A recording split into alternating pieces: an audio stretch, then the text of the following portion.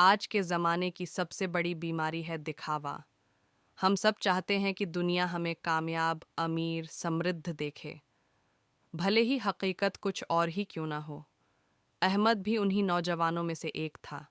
वह एक साधारण लड़का था, लेकिन जब उसने सोशल मीडिया पर अपने दोस्तों की गाड़ियाँ, ब्रांडेड कपड़े और महंगी जीवन शैली देखी, तो वह उदास हो गया।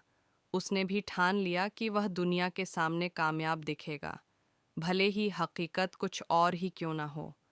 वह दूसरों की गाड़ियों के साथ तस्वीरें खींचता और उन्हें अपनी पोस्ट में पोस्ट करता, किसी होटल के बाहर खड़ा होकर सेल्फी लेता, या उधार के कपड़े पहनकर दुनिया को दिखाता कि वह भी कामयाब है। लोग उसे पसंद करते, उस पर कमेंट करते, लेकिन हकीकत यह थी कि अहमद कर्ज और चिंताओं में डूबता जा रहा था। वह बाहर से तो मुस्कुरा रहा था, लेकिन अंदर से टूट रहा था। एक दिन उसकी माँ ने उसे देखा और कहा, बेटा, झूठ पर बनी इज्जत ज़्यादा दिन नहीं टिकती। असली सुकून तब मिलता है जब इंसान अपने रब और अपनी ज़मीर के सामने सच्चा होता है। ये बात अहमद के दिल में तीर की तरह चुभ गई। उसने सोचा, ये लाइक, ये टिप्पणियाँ, ये सब अस्थाई हैं, लेकिन शांति, शांति कहाँ है?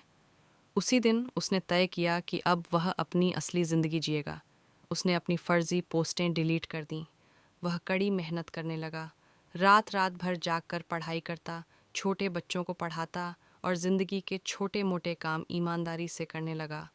धीरे धीरे उसके चेहरे पर उदासी की जगह उम्मीद की किरणें चमकने लगीं। आज अहमद का यह फैसला कई दूसरे युवाओं के लिए मिसाल बन गया।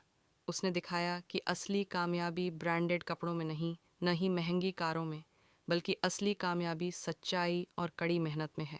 याद रखना, दिखावे की दुनिया ख़त्म हो जाती है, झूठ की लत अस्थाई होती है, लेकिन सच्चाई, सच्चाई हमेशा रहती है।